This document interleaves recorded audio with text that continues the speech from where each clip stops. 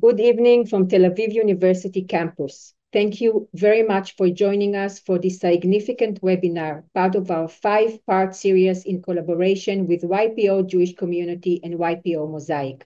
Tonight, we are privileged to spotlight the inspiring stories and experience of our extraordinary IDF reservist student.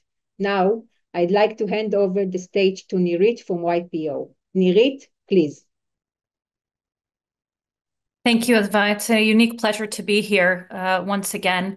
My name is Nirit Harel. I'm a member of YPO Portugal, YPO Israel, and YPO Angelino, coming to a chapter near you. But my greatest pleasure is to be the chair of the YPO Jewish community for the last 7 years. This is a unique collaboration between YPO Mosaic and the YPO Jewish community, both of which have really grown exponentially since October 7th, when people are leaning in. Doing this with Tel Aviv University in particular, I think, is a great privilege for both Ben and I. Ben, who is the champion coming from Mosaic and couldn't be with us today. Both of us are alumni of Tel Aviv, very proud of an organization that is #2 in producing number of unicorns in absolute terms and entrepreneurs in the world after Stanford. So it's no mistake that we're here talking to Reservist founders. The YPO Jewish community, by the way, is now reaching about 1,600 families.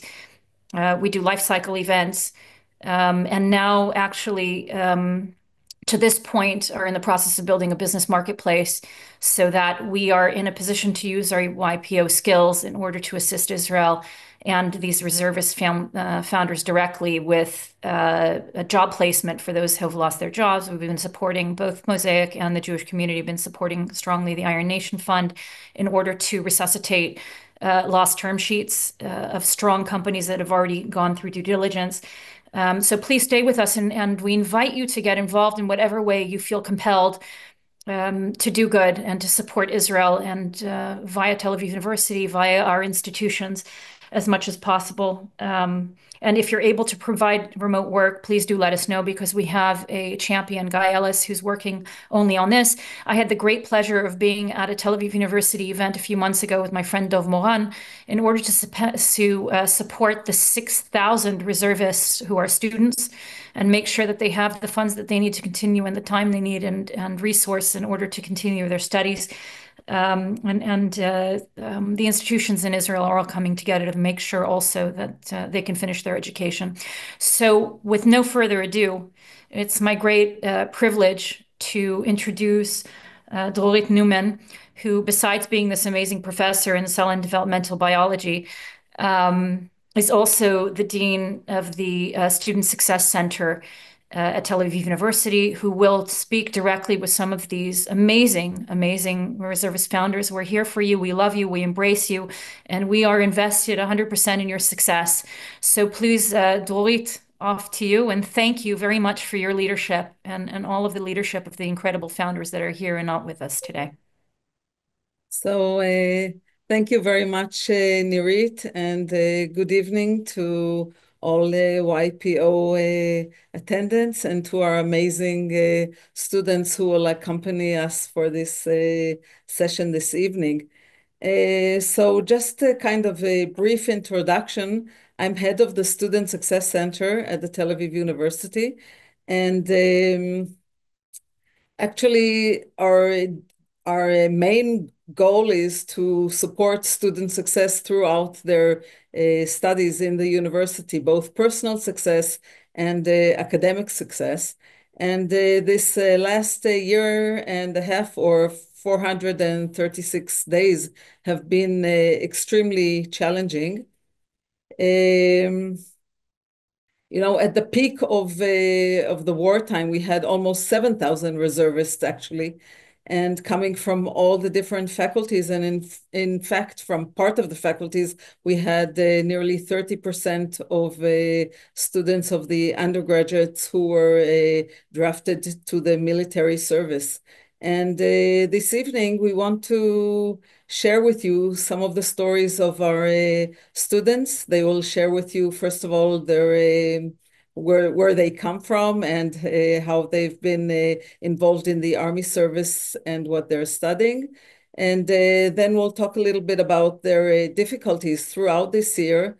And they will also share with us the experience of what the university has done for them during this year. And hopefully, well, our challenges are not finished yet. Our students are still experiencing a lot of difficulties, and we'll be sharing those with you as well. I would like to tell you that from the start of the war, the university got donations, and we could, through the Student Success Center, give out financial aid to students in need. And in addition, the psychological services opened a hotline for our students and university community from day zero, from October 7th on that Saturday. So yes, we are heavily engaged in trying to do our best to provide the maximal support, and that's what we would like to share with you this evening. And for time purposes, what we'll try to do is leave about 20 minutes for at the end of this session for your questions and maybe interactive discussions following the stories of our students. So we have with us 4 students, Aviv, Gil, Bruno, and Daniel. And I would like to start with each one of you, and would like you to tell, we'll start maybe with, I'll go with where you are on my screen. We'll start with Aviv, and tell us about yourself. Aviv, we can't hear you. Oh, no. No? Okay, yeah. Okay. Hi, everyone. It's a pleasure to be here and meet you, and thank you for coming on this Zoom.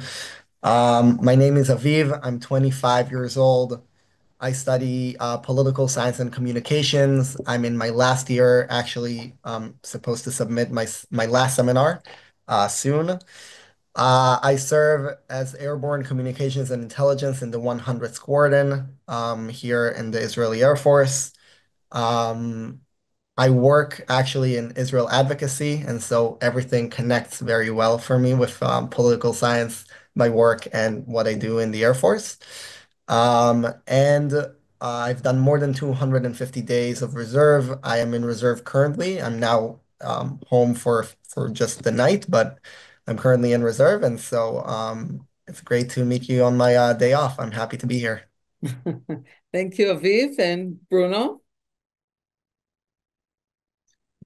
Hi, my name is Bruno. I am 26 years old. I'm currently in my 4th year of architecture school. Well, I serve in the Paratroopers Brigade as a reservist. Um, I've been all around, really. On October 7th, we served in Kfar Aza, in the kibbutz Kfar Aza, to remain control of the kibbutz. Later on, we went to Gaza, to Khan Yunis, to the southern part of the strip. And most recently, we were just in Lebanon. I'm currently over 215 days of Milduim and counting. And really happy to be here and share my experience. Okay, Gil? Hello, everyone. My name is Gil Lior. I'm a medical student, and I'm also finishing my PhD in cancer genetics. I'm 33 years old, and I served 40 days as a combat soldiers in my unit, Special Operations Engineering, mostly in Gaza, scanning for terror tunnels and demolishing buildings. And it's good to be the Ezrachut, the civilian life. Okay. And Danielle? Hello, everybody. It's a truly honor to meet you all. My name is Danielle. I'm a student here in Tel Aviv University. I study psychology and philosophy in the BA. And actually, I'm not a reserve soldier, but I'm the head of the student union here in Tel Aviv University. So I came to bring a wider view on the situation of the students here in Tel Aviv. Okay, so before I turn to the first question to all of you, and we'll go by the same order again, I'd like you can put in questions in the Q&A on the Zoom session, and then we will turn to the questions as we finish this part. And again, I'm really excited to share this session and to have you all with us here on board and to share with you our stories. So, Aviv, would you like to share with us your personal difficulties that you are experiencing following the situation in the last year and a half or Yeah. 438 days? Yes, of course. So I will say that every student, I think, sees the difficulties in the situation in a different way. The first thing that's very important for me to always stress out when I talk about this with people that are not from Israel is that in regular times, each student in Israel has two careers, basically. One career as a student, usually, and the other one in a place where they work, if it's in a restaurant, a bar, whatever it is. And now in the last year and a half, we had our third career added up to our schedule, which is reserves. And so for me, my challenge a lot of the times is mixing everything together. I can say personally that at the beginning of the war, going back, we were all in reserve, and then around January, when the school year was opened and the universities decided to open, we were giving the choice, me, my unit, my friends, to either postpone the school year in a year and start this year because people thought the war would be over by then, although we're still in the situation, and or try to figure out a way to mix school life and the army. In my job, I do flights for the army, and so I could come back and forth. And that's what we decided to do. And with the help of the university, with from my professors, from my teacher assistants, from we had a special point person in our faculty that would help us with reserve issues, which was very helpful. What we did is, and all of my friends did the same thing, is we would take the night flights in reserve. We would fly during the night, we would land, and we would drive to campus or go on Zoom and go into classes. And we did that for a few months until our brain became a mush, and then we tried to different methods, and so what I think the thing is, the point is that for me, the university saw me as a person, a reservist with the financial aid, as the late said, and it's been more than unbelievable to see how much of a personal reach we get. If it's again the special point person that we have that's just for the reservists to speak about their problems, if it's from the professors that have called me personally and asked me if I need anything. So I think that that's the way to solve that problem. Okay. Bruno, do you want to share your experience with us? Sure. Well, I think that the main challenge, at least at the beginning, during the first days after coming back, it's to make that switch from, during reserve duty, you're always in stressful situations. So to go back not only to your responsibilities as a civilian, but also to your responsibilities as a student, it's a very stark contrast between both worlds. Um, and of course, in architecture, you mainly do projects through the semester. You don't have only classes, you also have projects. So when you have to leave in the middle of the semester, you have to go back, and all of a sudden you have a project to build. Uh, so it's very challenging to condense um, all those issues in a very short amount of time. And of course, also the technical stuff, like basic things as doing things in the software, 3D models.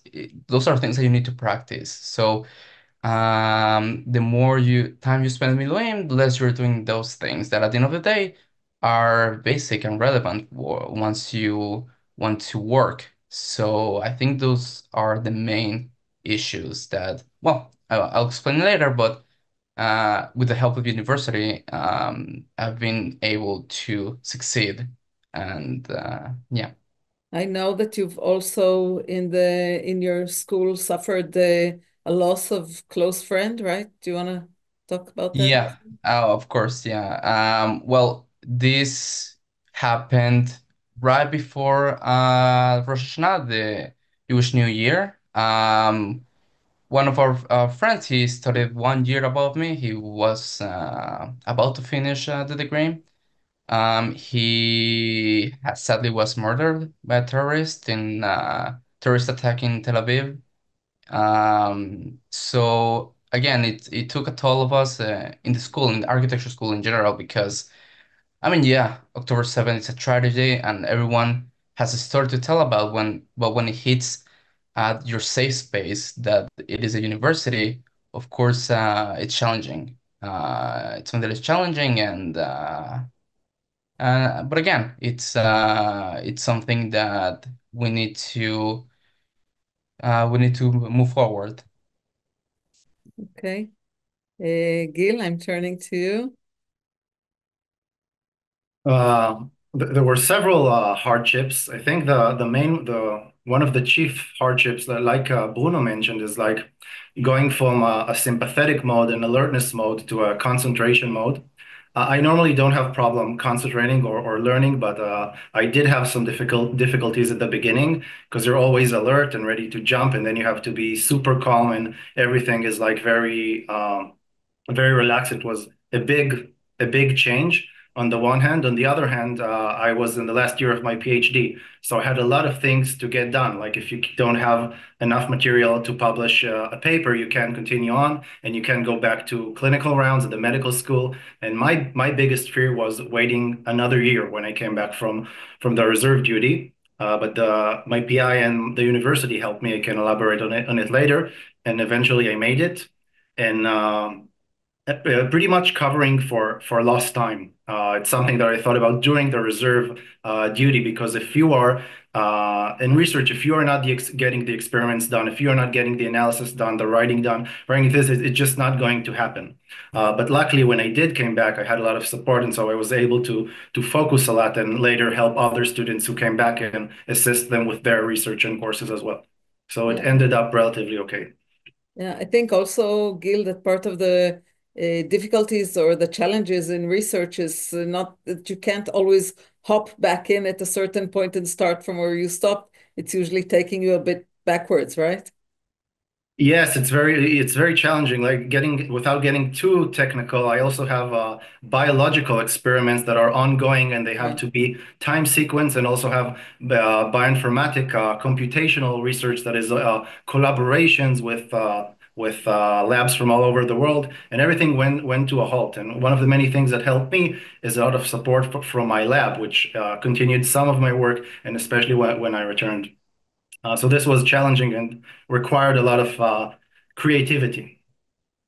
Okay, thank Yeah. you. We'll come back with the second questions shortly about Danielle. Yeah, I will just, I think I would like to emphasize what all of the guys here said.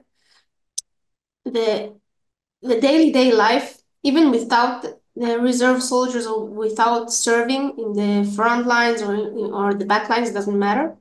They're extremely hard. Like the situation in Israel by itself is war, daily war. We wake up and we hear about someone who fell or someone who got injured. When I get an alert about someone who, like we say it in Hebrew, hutar lepirsum, like you can say the name of the one who fell. And when we see it, we usually, or myself and my friends and basically our whole generation, we usually stop and make sure that the name of the one who fell isn't someone that we know. And when you speak about reserve soldiers in specifically, not only the hardship of the war are day life for everyone else, they need to somehow make a clean cut between the life they had when they were in the military, who needs to be very disconnected, dissociation actually, from the life itself to function, to be able to do the things that you need to do in the military.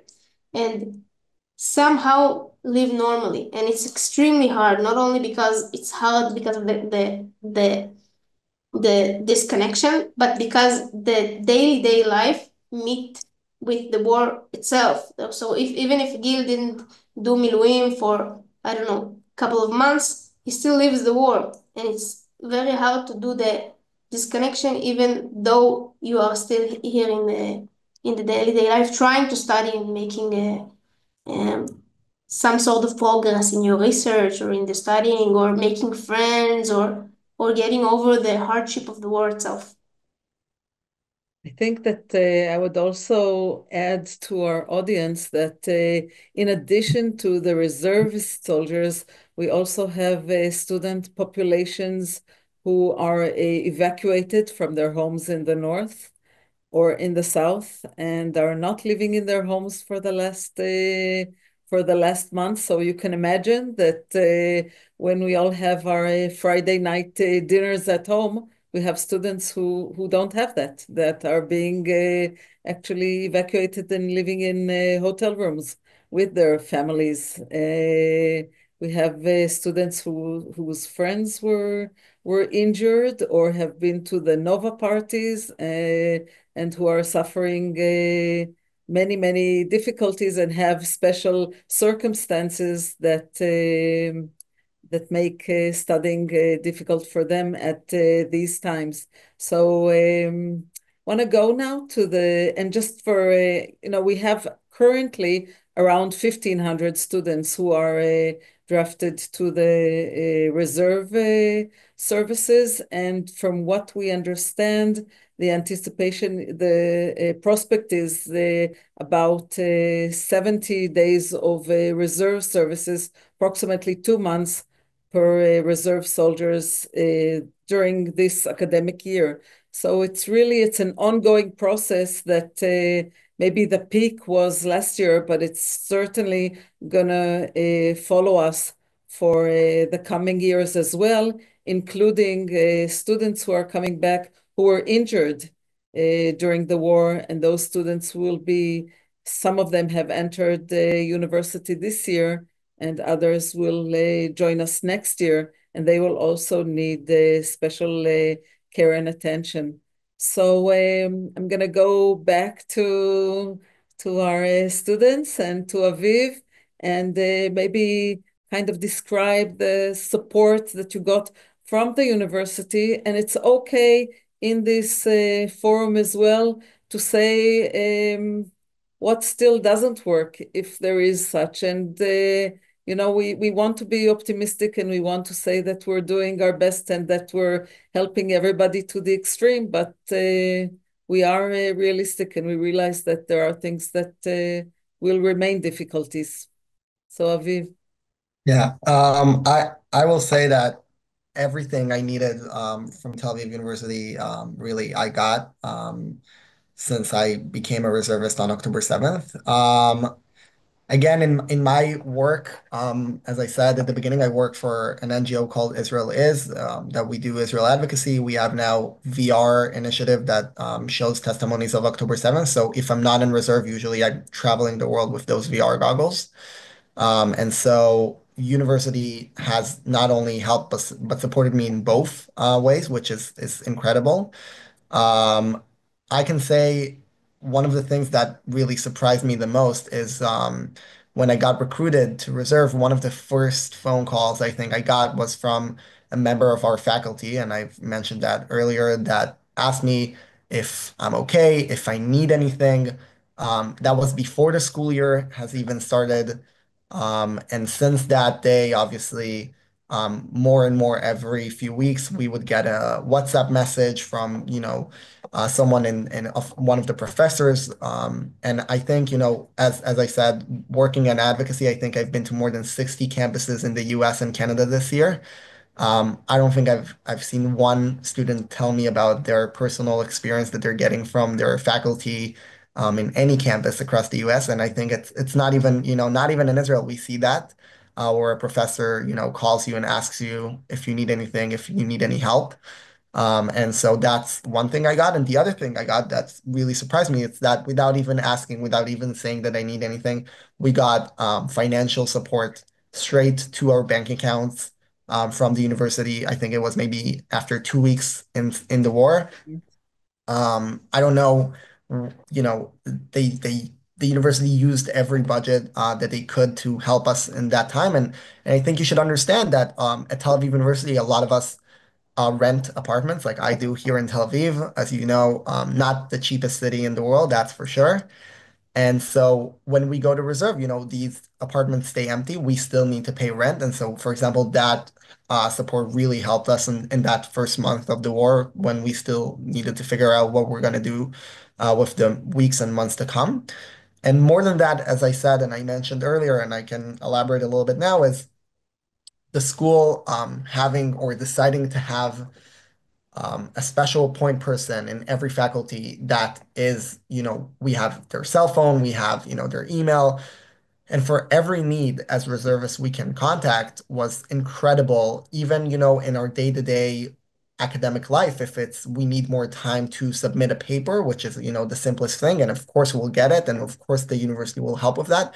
And if it's in more complicated subjects of, not being able to come to classes for a few weeks because of operations that are happening. So I think both the financial and the idea that someone is looking at you and someone is seeing you is was incredible for me, and I think that's probably the most important thing that has happened with the support from the university.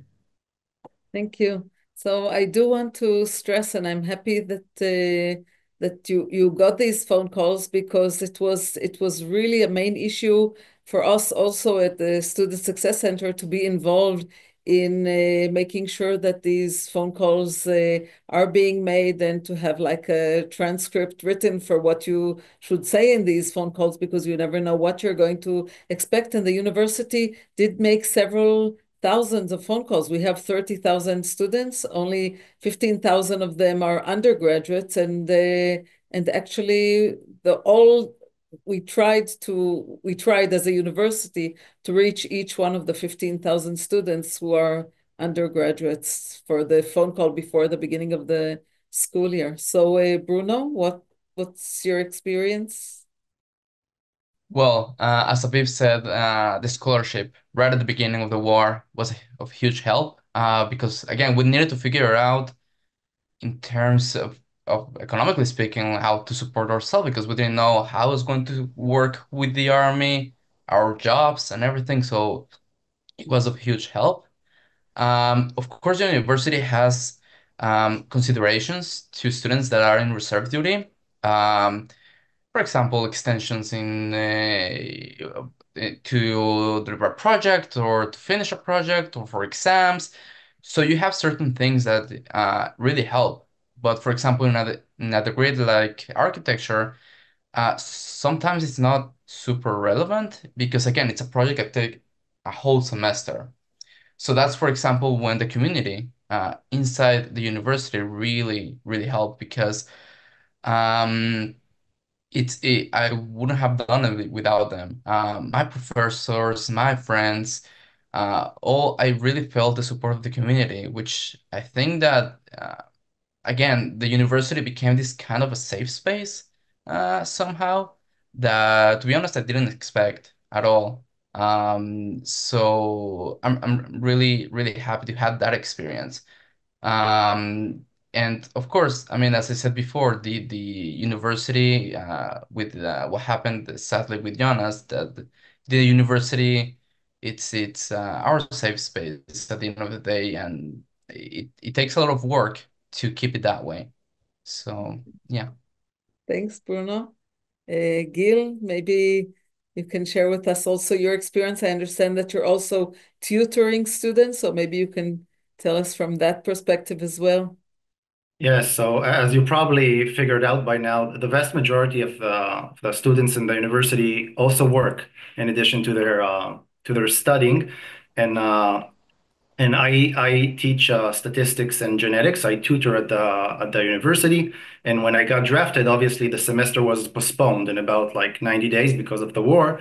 And I still got my salary, even though I was not teaching anyone. And I also got my PhD scholarship. And when eventually I did came back, this gave me a relief, and it was not what because we had this financial aid. For me, it was very important because I had some both clock space but also head space to really focus on my PhD project, time and focus, which I really needed. And through the time, more reservist students started returning, and so I had to do some extra time in order to help them in statistics and genetics. For me, it was medical students because I teach medical students. They started gradually returning, and I was available and free to help them because I was aided. And in a broader spectrum, one of the things that I took from this war is that what gives Israel its strength is mainly its people, the ones who are volunteering and the one who are creative and productive. And by helping me, the university, my PI, Professor Uri Ben David, who gave me a student to help him with the work, by helping me, I was free to help the people who were still fighting, who were still sacrificing. And that was like a really like a closure for me, gave me some clarity and understanding. And this is why I still come to these events, even though we have a lot of work and clinical rounds and PhD, because I think this is important to give this message that the people who helped me made a big difference for me, and they made a big difference from the people whom I helped. And this really makes a difference. At least it did for me. Thanks, Gil. Danielle? So I think the guys really said everything that we can say, but I work with the university. I worked and working with the university since the 7th of October. And I can truly say that it did amazing things for the students here in Tel Aviv University. First of all, they acted quickly. Very fast, we understood that the semester is not going to open. They gave the students the opportunity and the space to go fight the war that we need to fight. And while at it, they opened, like Dorit said, opened the hotline for students who are in mental hardship, and started also acting in the, I don't know how to say it in English, like in the ORF, in the making donation to places, like helping students make donation, going to help to farmers in the south with their crops, because all their workforces went away. They did really amazing things in the beginning of the war because they had to. They really the university really became part of the war effort that had needed from us, and the students themselves. I can tell you that students that went to reserve to serve, they didn't have to pay for living in the dorms because they weren't there for the 4 first months of the university because the year hadn't begun. They gave also um, and not a lot of amount of money to help the students themselves, like Aviv told and Gil, to help, like truly helping them to. I liked what Gil said before. It gives a headspace. It gives the students the opportunity not to think about the economical situation and focus on their situation at home and in themselves, because coming back from the war is very, very hard. So the university gave a lot of help in that aspect. And when we talk about also the academic help that they gave and they're still giving. So when we began this year, starting again, they understood that there is still a lot that all of us are still carrying from last year. And they understand that even though there are less students that's serving in the IDF today, they're still carrying the scars of last year. So they're helping them. And what Dorit does with her staff, and the fact that you have in every faculty someone who helps you, not academically, but personally in your situation, even if you're a reserve soldier, if you're, I don't know, my husband is not a reserve soldier, but he works in the military. So I hadn't seen him in the beginning of the war, and there are a lot of people like me that are not serving they are not in the front line, but they are part of the effort in the state itself. So each and every one of us has some kind of story, and the university has a mechanism which is truly it's unique in Israel itself. I know because I'm in connection with all the university here in the country.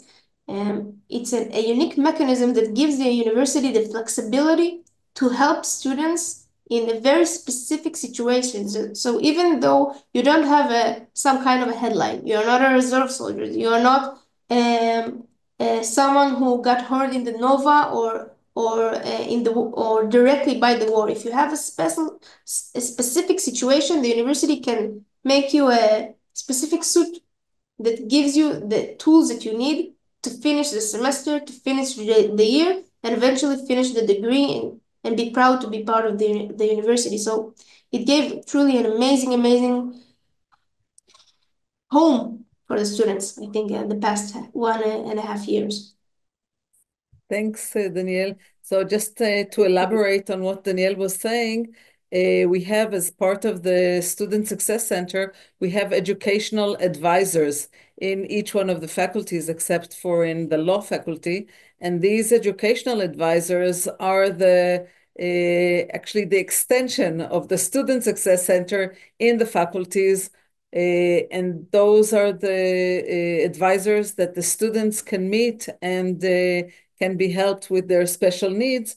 And it's quite a challenge in a university of 30,000 students to be in a situation where we can provide tailor-made solutions for students. And we're trying to do that, and we hope that we succeed in most of the cases, and we are definitely doing the best that we can. And one also needs to understand the challenge here, because obviously if a student is in reserve service for 200 and something days, it's extremely challenging academically. And there were academic accommodations that have been made to the reserve soldiers, students. And again, I mean, but still the thought needs to be made that the academic studies still need to be meaningful, and the degree that you get needs to exemplify that you have studied your degree and that you can go out as a certified graduate. So these are the balances that we had to take in consideration together with the management of the university and the academic secretary and the provost. And I think that this balance has been made in terms of the accommodations that were made for the students, not only the reserve students, but also students with unique circumstances because of the war. So I think that I'll be happy to open the session now for interactive questions from our audience, and just want to use this opportunity again to thank all of you for joining us this evening, to applaud to our amazing students, actually all of them, and the representative of our students who are sitting with us here today, Aviv, Bruno, Gil, and Danielle. And thanks, Danielle, for all of the work that you are doing as the head of the student union for all of the students. And I know that you are really working 24/7 for this cause, and it's highly appreciated and very well observed. So let's open the stage, and I guess Adva, do you want to mention the questions or operate this, or should we open microphones? We will open now thank you very much. We will open now all the microphones, and if someone has a question, please, you can ask.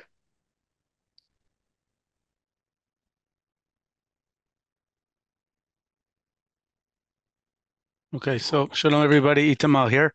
Actually just made Aliyah a month ago, so feel much more Bekesha now that we're here. I'm curious, many of you have had two major disruptions in your educational experience. The first was actually COVID, right? And I know that seems like it's a long time ago, but many of you were either in high school and now you're in college, or you were in college and now you're going for your master's. But effectively, your generation has experienced two massive disruptions to your education. My first question is to Professor Newman. From your perspective, if we don't sugar it up, how do you find these students? And I'm sure they're more resilient. That's not my question. My question is at an academic level, what do you find and how is the school dealing with it? And then to you as students, maybe you've never thought of the fact that you have a multiplicative effect, but knowledge is a compounding process. It's not a linear process. And so when you're deprived of so many years of standard academic, I'm wondering from your perspective, how do you view that when thinking of the multiplicative effect of these two disruptions? So I'll start by answering your question on the COVID and the university.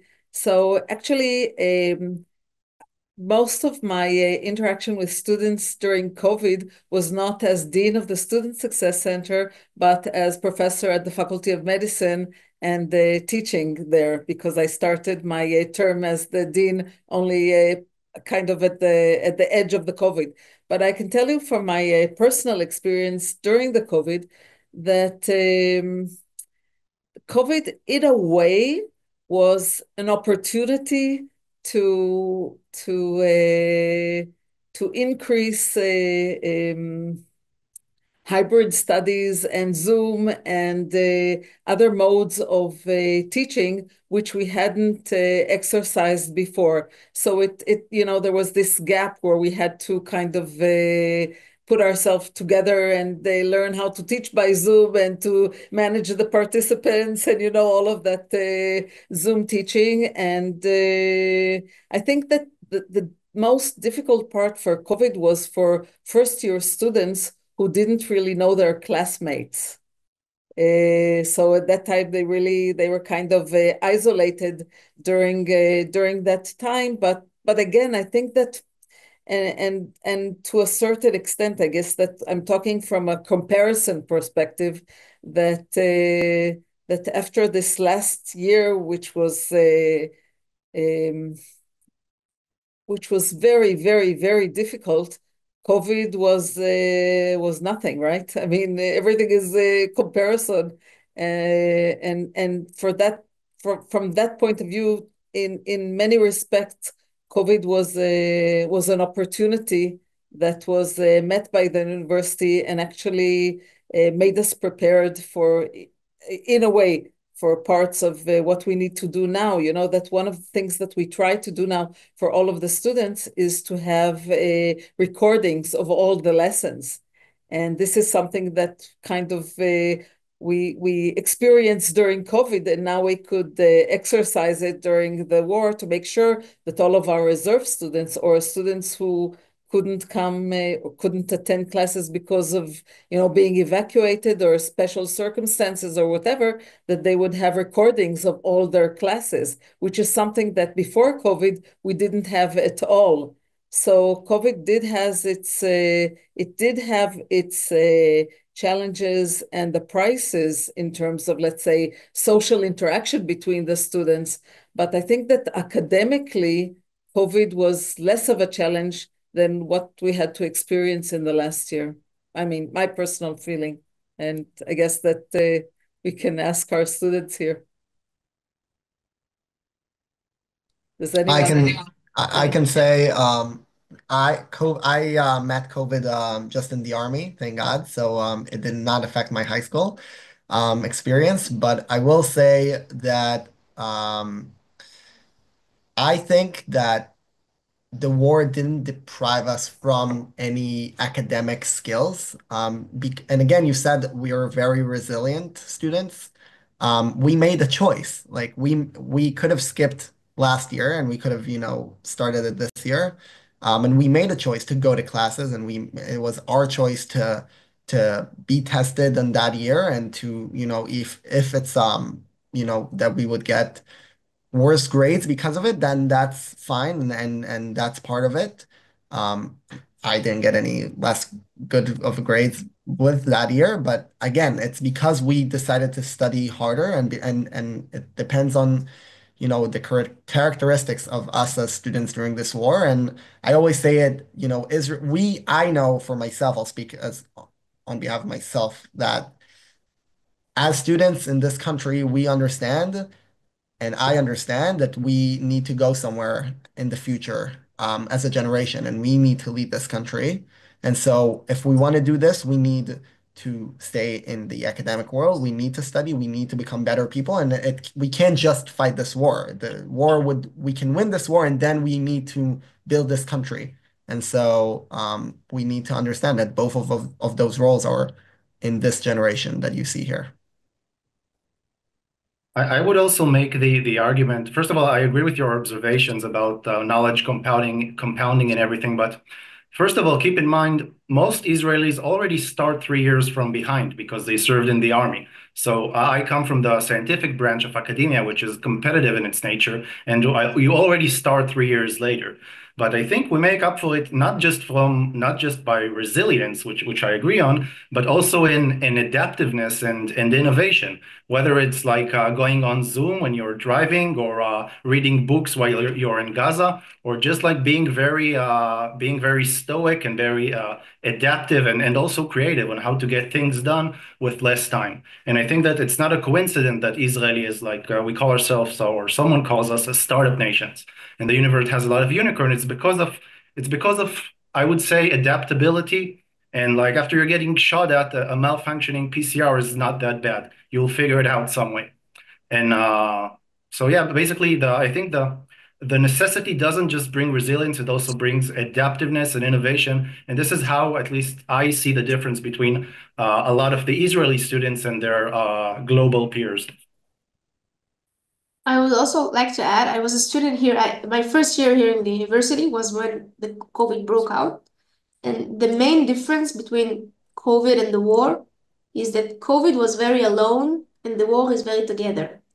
When we needed to face COVID, each of us was in their home, the staff was at their home. It's changed fundamentally the way that the university dealt with the situation, and the students, how they were able to deal with it. But in the war, we face it together. The staff is completely behind us. The situation is completely different. And when we talk about the quality of the studying itself, I want to say simply that Tel Aviv University won't budge. They won't let us finish here a degree without being in their specific standards. So even though they make tremendous effort to help us, they say it in every time that we speak to them as student unions and as students.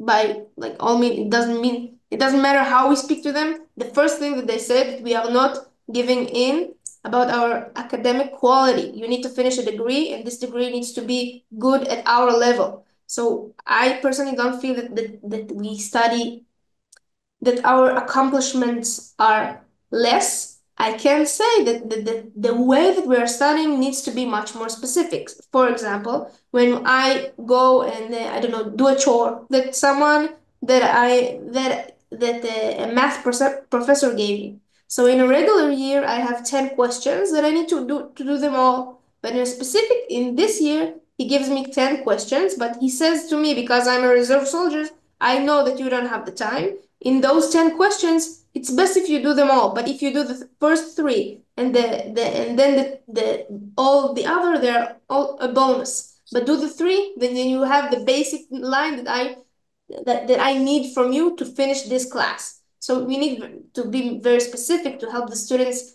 to to to to to arrive the place that that the professor expects us to arrive. But it's the same place, or very, very, very close to it. The university doesn't give in those matters, and it's very good. Like, I'm proud of it. It's good for me, for my future.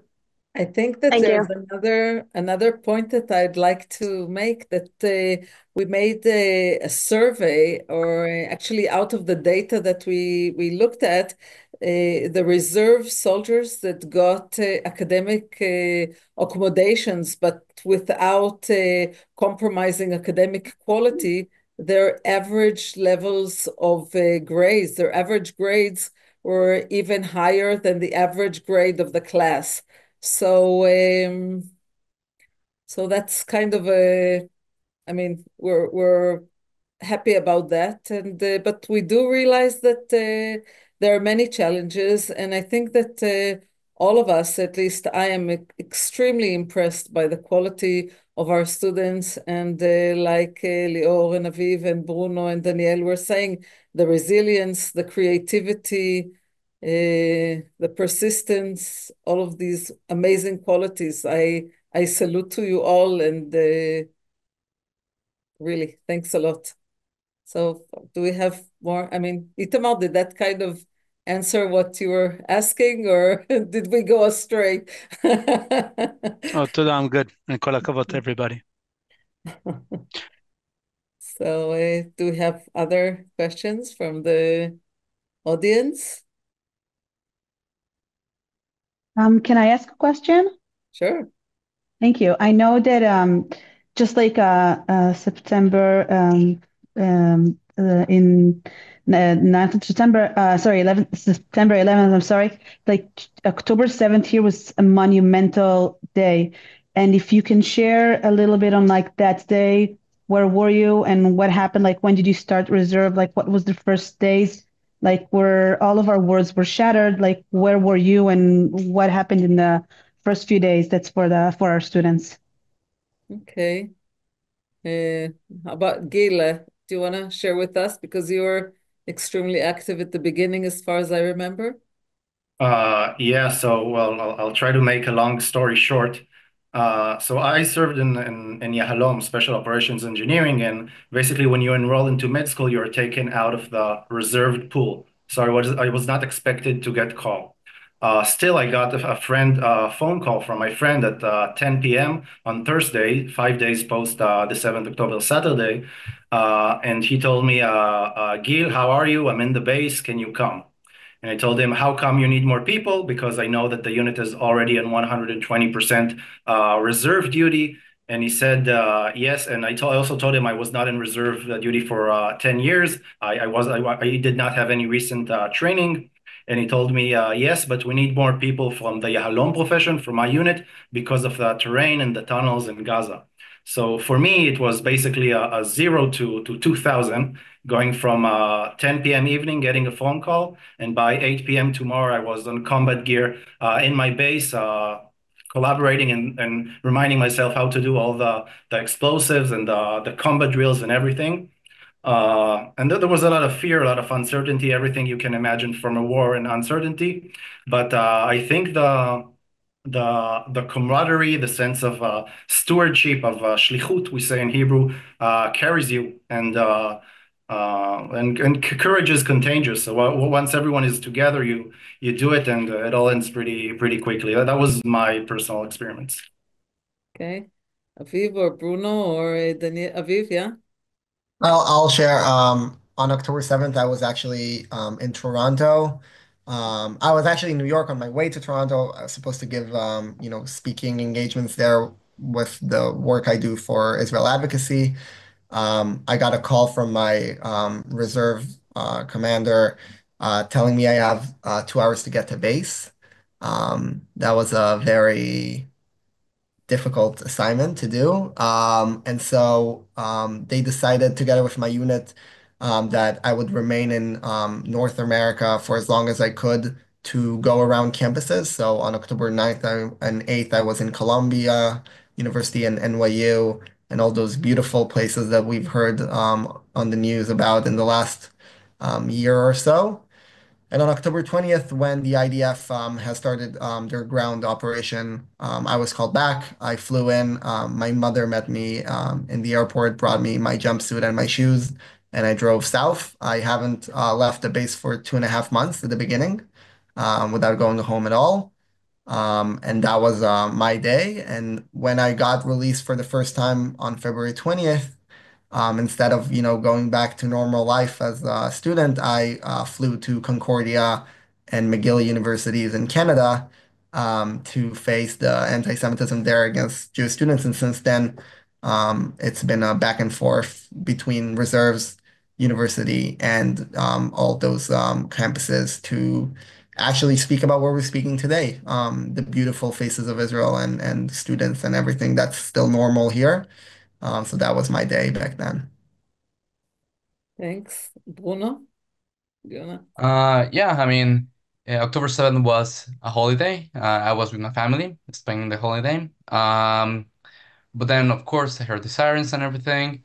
And around 10 a.m., we got a call from my commander. We went straight to Rehovot, that is a city where our base is located.